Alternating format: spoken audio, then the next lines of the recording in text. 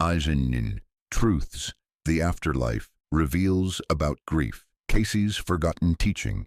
There is a kind of pain that rewrites you from the inside out. It arrives without warning, even when death has been circling for months. One moment the person you love is breathing, occupying space, existing in the same world you inhabit. The next moment, they are gone, and something inside you breaks in a way that cannot be seen on any scan, measured by any instrument, or soothed by any well-meaning phrase. If you are watching this, you know this weight. You know what it feels like to wake up and remember all over again that they are not here. You know the disorientation of reaching for your phone to text them, only to stop mid-motion, the message dying before it forms. You know the strange cruelty of the world continuing as if nothing has happened. Traffic flowing, people laughing, the sun rising, while your universe has collapsed into a single, unbearable absence. And you have likely been told to let go, to find closure, to move on, as if love could be folded neatly and stored away like winter clothes, as if grief had an expiration date, a final stage, a moment when you wake up and simply feel better. But Edgar Cayce, America's most documented psychic and a man who spent 43 years communicating with the realms beyond death, revealed something that changes everything. Something the grief counselors do not know. Something the well-meaning friends cannot tell you. Your loved one is not gone. They are closer than you think. They are watching, waiting, and desperately trying to tell you something about the nature of death, the purpose of your sorrow, and the invisible thread that still connects you. What you are about to learn will not erase the pain. No teaching can do that. But it will give your grief meaning. It will transform your tears from an ending into a conversation, and it will show you that love does not die when the body does. It only changes form. This is not false comfort. This is knowledge drawn from thousands of documented readings where Cayce accessed the afterlife directly and returned with instructions for those left behind. Let us begin. Edgar Cayce did not theorize about what happens after death. He witnessed it. For more than 4 decades, this unassuming man from Kentucky would lie down, close his eyes, and enter a self-induced trance state so deep that his conscious mind disappeared entirely. In that state, he became a conduit, a bridge between the physical world and the dimensions where consciousness continues after the body falls away. He diagnosed illnesses in people he had never met. He described past lives with verifiable historical detail, and he communicated with souls who had crossed over, relaying messages to the grieving with a tenderness that moved even the most skeptical observers to tears. But his readings on grief were different from his prophecies or his healing protocols. They carried an urgency, a compassion, as if he understood, perhaps from his own losses, that the living suffer in ways the dead do not.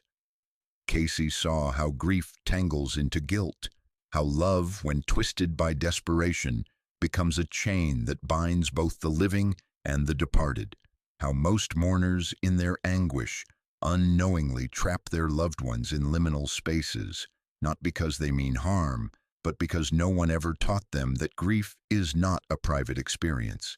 It is an energetic exchange, a relationship that continues even when one's soul no longer has a body. In one documented case preserved in the ARE archives, a mother came to Cayce after her young daughter died suddenly. She could not eat, could not sleep. She kept the child's room exactly as it had been the day she died. Toys arranged, bed made, door closed. She visited the grave daily, weeping until she collapsed. And in her desperation, she begged Cayce, "Where is my baby? Is she at peace?" What Cayce told her shattered everything she thought she knew about death. Her daughter was not at peace, not because she was suffering, but because she could feel her mother's anguish. Like a weight pressing against her, preventing her from moving fully into the light. The child was trying to go forward, to learn, to grow in the new dimension she now inhabited. But the mother's grief was so intense, so refusal-based, that it created an invisible tether, pulling the child back toward the earthly plane. Cayce did not tell the mother to stop loving. He told her to love differently, to transform her tears into blessings, to release her daughter so that both of them could continue their journeys. This is the paradox Cayce understood better than anyone. The departed do not need our sorrow. They need our permission to move forward. And that permission begins with understanding what they are experiencing on the other side. Which brings us to the first truth. Most spiritual teachers tell you what happens to the departed after death. Cayce asked something far more radical. What happens to the relationship? Because he understood that grief is not a solo experience. It is a dynamic, energetic exchange between two souls, one embodied, one not, and that exchange can either liberate or imprison both. In reading after reading, Cayce was asked the same desperate questions. Is my mother at peace? Does my child know I love them? Can my husband forgive me? And his answers revealed a stunning pattern that no one had articulated before. The dead are often held back not by their own unfinished business, but by the unresolved grief of the living. Your tears reach across the veil. Your guilt wraps around the departed like chains. Your desperate clinging creates a gravitational pull that keeps them tethered to the earthly plane, unable to fully transition into the light. But so does your love, so does your forgiveness, and so does your conscious, intentional release. This is the teaching that changes everything. Grief is not passive suffering. It is an active force. It shapes the afterlife journey of the one you lost. And once you understand this, once you see that your grief has consequences not just for you, but for them, everything about how you mourn begins to shift. Cayce described the afterlife not as a static destination, but as a series of planes, each one corresponding to a level of consciousness. The soul does not simply arrive in heaven or hell. The soul gravitates toward the dimension that matches its vibrational state at the moment of death. And that vibrational state can be influenced, even after death, by the emotional energy directed toward them from the living. If you send despair, they feel it as fog, confusion, a dimming of the light. If you send guilt, they feel it as static, a distortion that makes it harder for them to perceive the guidance being offered to them. But if you send love laced with release, if you say, I miss you and I bless your journey, they feel it as wind in their sails, a current that helps them move toward their highest destination. This is not metaphor. This is spiritual mechanics as Cayce described it, again and again, across thousands of readings. And it begins the moment they cross over. The moment your loved one took their final breath, something extraordinary happened. Something you could not see, but they experienced with absolute clarity. They were met. According to Cayce, no soul crosses over alone. The transition is guided. The departed are greeted by beings of light, often loved ones who crossed before them, sometimes spiritual teachers or guides assigned to their soul's development. And in that first moment of arrival, they are given something precious, immediate, compassionate understanding of what just happened. Cayce called this the reviewing plane, and it is not a place of judgment but of education. The soul is shown the life just lived, not in condemnation, but in illumination. They see the moments where they acted from love and the moments where they acted from fear. They see the ripples of their choices, the karma created, the lessons mastered, and the wounds still unhealed. And they are held throughout this process in a light so gentle and so complete that all fear dissolves. They are not in darkness. They are not wandering lost. They are, in fact, more conscious and more aware than they were in their final days on earth.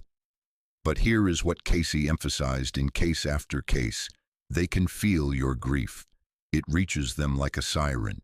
And if that grief is laced with despair, with guilt, with the refusal to accept their death, it distracts them. It pulls their attention away from the sacred work of integration they are doing and back toward the earthly plane where you are weeping. Imagine it this way. You are in a classroom, finally understanding a lesson that eluded you for decades. The teacher is patient, the material is profound, and you are beginning to see the pattern of your life with perfect clarity. But the background, you hear someone you love screaming your name, begging you to come back, refusing to believe you are where you need to be. Would you be able to focus? This is not to shame your grief. Grief is natural. Grief is love with nowhere to go. But this first truth asks something of you: to know deeply and without doubt that they are safe, that they are held, that they are being guided with more wisdom and compassion than any earthly system could provide. And the more you can release the fear that they are suffering, the more they can focus on their learning. But what do they see when they look back at you? In the body, perception is limited. We see through the filter of ego, assumption, and the 1,000 distractions of physical existence. We hear words, but miss the love beneath them. We notice actions, but misinterpret intentions. We carry wounds from childhood that warp every relationship, including the ones we cherish most. But according to Cayce, the moment a soul crosses over, they gain what he called soul sight, the ability to perceive the true heart of those they loved, stripped of words, masks, and misunderstanding. They see your regrets, yes, but they also see your love in its purest form, untainted by the arguments, the silences, the misunderstandings that marred the relationship in life. They know now what they could not know then, that you did the best you could with what you carried, that your anger was fear, that your distance was self-protection, that beneath all the human messiness, you loved them, and they want you to know the same about them. In one reading, Cayce spoke to a man haunted by his final conversation with his father, a conversation that ended in anger, with words he could never take back. The father died 3 days later, and the son spiraled into guilt so severe he could not function. When Cayce accessed the father's soul, the message was immediate and clear. I understand now what I could not understand then. There is no anger here, only love. Release yourself from this weight. This second truth is a profound gift for those haunted by unfinished conversations or unspoken apologies. The departed understand now. They see the full picture, and they forgive, even if forgiveness was never spoken aloud. But what comes next is even more mysterious. They are not just watching you. They are trying to reach you, and the most common gateway they use is the one you experience every single night. Cayce was emphatic. The veil between worlds is thinnest during sleep, when the conscious mind rests, when the defenses drop and the analytical brain goes silent. The soul becomes permeable, and the departed can slip through, not as ghosts, but as visitors in the realm where consciousness meets consciousness. If you have dreamed of your loved one and awakened with a sense of peace or certainty or the strange, undeniable feeling that it was not a dream at all, trust that. Cayce's readings describe the mechanics in exacting detail. The departed enter your dream space using symbols and emotions you will understand. They cannot always speak directly. The astral plane does not operate in linear language the way the physical world does, but they can show you images, they can offer embraces, they can transmit feelings, reassurance, forgiveness, joy that the waking mind struggles to articulate, but the soul receives perfectly. Often they appear younger, healthier, or bathed in light. This is not vanity, it is their way of signaling to you, I am no longer suffering. I am whole. In one documented case, a widow dreamed of her husband standing in a garden she did not recognize, surrounded by flowers she had never seen. He did not speak, but he smiled, and she felt a warmth flood through her chest, a warmth so specific, so unmistakable that when she woke, she knew beyond any doubt that he was telling her, I am at peace, and I am still with you. This third truth invites you to stop dismissing these encounters as wishful thinking, to honor them as the visitations they are, to write them down, to thank the departed for reaching out, and to understand that the dream state is not an escape from reality. It is a doorway into a deeper layer of reality. But there is a caveat, and it is critical.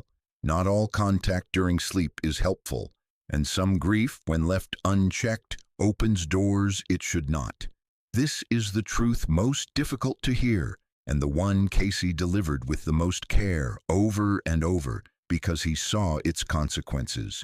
Grief is natural. Grief is holy. Grief is love with nowhere to go. But grief that calcifies into refusal, the refusal to accept the death, the refusal to imagine life continuing without them, the refusal to believe they could be anywhere but gone, creates an energetic anchor, and that anchor prevents the departed from moving fully into the light. Cayce described souls lingering near the earthly plane, not because they were lost or trapped by their own karma, but because they felt they could not leave until the living released them. A mother who cannot stop weeping may unknowingly hold her child in a shadow space, unable to progress in their soul's education. A spouse who keeps the bedroom unchanged, the clothes untouched, the routines frozen in time, may bind their partner to a house that is no longer home. Cayce did not say this to create guilt. He said it to create awareness.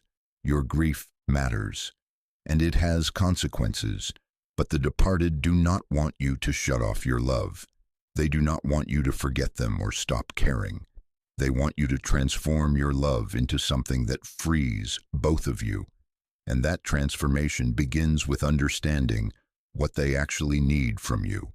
This is the message Cayce relayed most often, and the one the grieving resist most fiercely. Your loved one does not want you to collapse into permanent mourning. They do not need shrines, endless tears, or the sacrifice of your aliveness as proof of your devotion.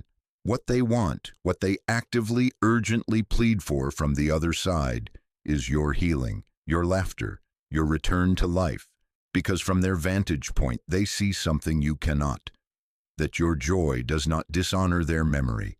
It liberates their soul. Every moment you reclaim peace, you send a signal across the veil that it is safe for them to move forward. Every time you smile, you loosen the cord. Every time you say, I am learning to live again and I carry you with me, you give them permission to do the same. In one reading, Cayce spoke to a young woman whose fiancé had died in an accident just weeks before their wedding. She had stopped eating, stopped working, stopped engaging with life entirely. She felt that to move forward would be to betray him. When Cayce accessed the fiancé's soul, the message was immediate. I am not served by your suffering. I am held back by it. Love me by living fully. That is how I will know you understood what we shared. This fifth truth asks something radical of you, to live fully, not despite the loss, but as a gift to the one you lost. It does not mean you stop loving them. It means you love them in a way that serves their highest good, not your need to hold on. But what are they doing on the other side while you grieve? One of the deepest fears of the grieving is that the departed will forget them, that they will move on, merge into some impersonal cosmic consciousness, or simply cease to care about the relationships they had on earth. Cayce's readings obliterate this fear. The soul does not dissolve after death. It evolves. Your loved one is not drifting away into oblivion. They are learning, healing, and preparing for the moment when you too will cross the veil.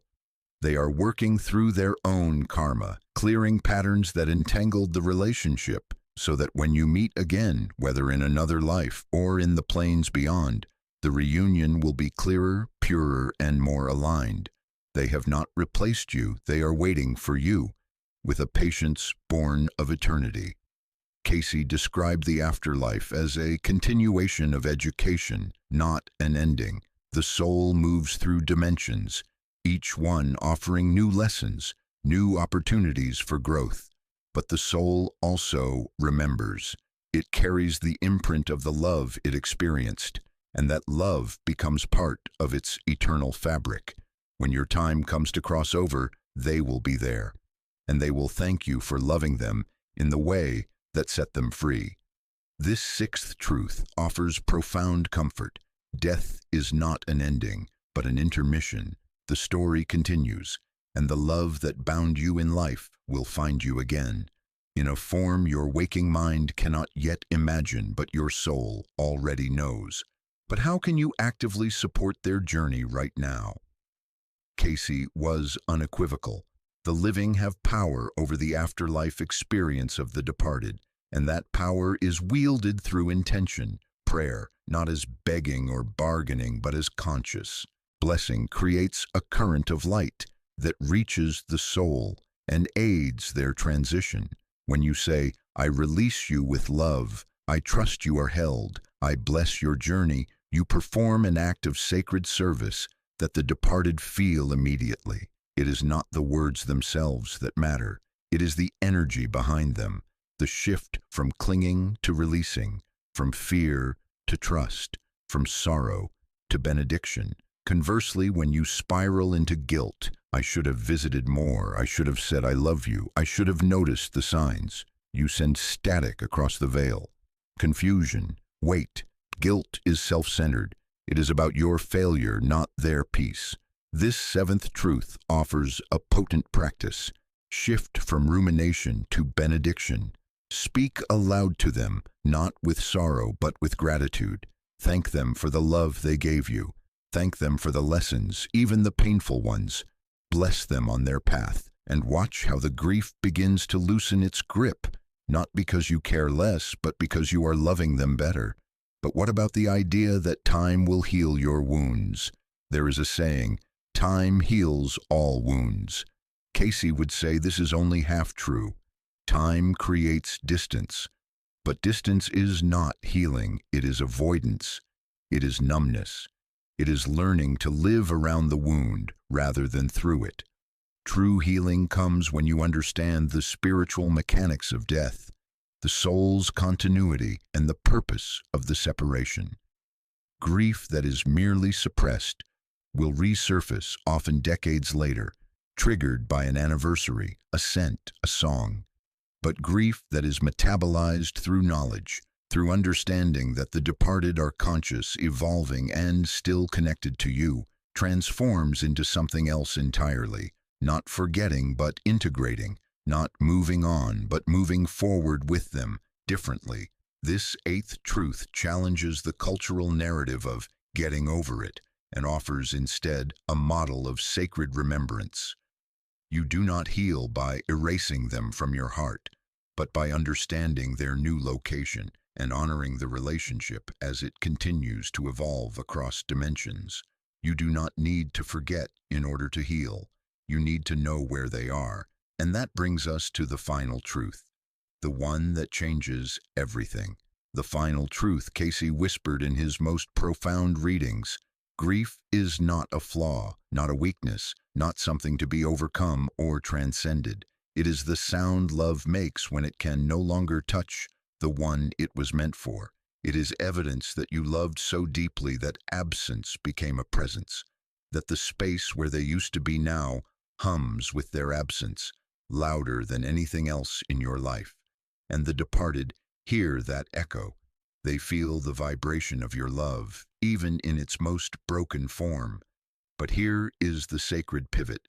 Grief can be an open wound that never closes, or it can be a doorway into deeper communion with the soul realm, a doorway into your own spiritual awakening, a doorway into understanding that love is not dependent on proximity and that the ones we lose are often the ones who teach us how to find them again. In the silence, in the signs, in the inexplicable moments when we feel them near. This ninth truth is not a conclusion. It is an invitation to let your grief become a bridge, not a tomb. To transform your tears into a language the departed understand. To honor the pain but refuse to let pain be the only story. And when you do, you will discover something that will take your breath away. The departed are not waiting on the other side. They are already here, closer than breath, woven into the fabric of your becoming. Perhaps you have listened to all 9 truths, and part of you wants to believe. But another part, the part still drowning in sorrow, cannot. That is not failure. That is not lack of faith. That is being human. Cayce understood that belief is not a switch you flip. It is a muscle you build, and grief is heavy lifting. If you doubt that your loved one is at peace, that they hear you, that they still love you, know this. Doubt does not sever the connection. It only clouds your ability to perceive it. The departed do not require your perfect faith.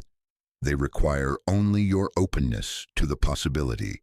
And sometimes that openness comes not through belief, but through exhaustion. The moment you are too tired to fight the mystery and you simply whisper, "If you are there, show me." This chapter is for the skeptics, the heartbroken, the ones who feel foolish hoping for signs. You are not foolish. You are human. And the veil is thin enough that even doubt cannot keep love from finding you. So tonight, before you sleep, try this. Speak aloud to the one you miss. Tell them what you wish you had said. Thank them, bless them, and then, quietly, listen, not with your ears, but with the part of you that knows love never dies. It only changes address. You cannot go back to who you were before the loss. That version of you died with them. But you can become someone who grieves differently, not less but more consciously. Someone who speaks to the departed not as if they are gone, but as if they are listening, because they are. Someone who honors anniversaries not with despair, but with candles, prayers, and gratitude for the time you had. Someone who interprets dreams, synchronicities, and sudden waves of peace as what they are, messages from the other side. This is the new grief Cayce's teachings invite you into, a grief that does not deny the pain but refuses to let pain be the only language. You can miss them and know they are near. You can weep and still bless their journey. You can love them fiercely and set them free. This is not betrayal, this is mastery. And when your own time comes to cross the veil, they will be there, and they will thank you for loving them this way. If these truths resonated, if they eased even a fragment of the weight you carry, know that Cayce's teachings on the afterlife run deeper than we could explore in one conversation. Subscribe to continue the journey, to learn how to interpret signs from the departed, how to protect yourself in the dream state, and how to live in conscious partnership with those who have crossed over. Share this with someone navigating the loneliness of loss. They may need to hear it today. And tonight, speak aloud to the one you miss. Tell them what you wish you had said. Thank them. Bless them. And then, quietly, listen. Not with your ears, but with the part of you that knows love never dies. It only changes address. The conversation continues. You are not alone, and neither are they.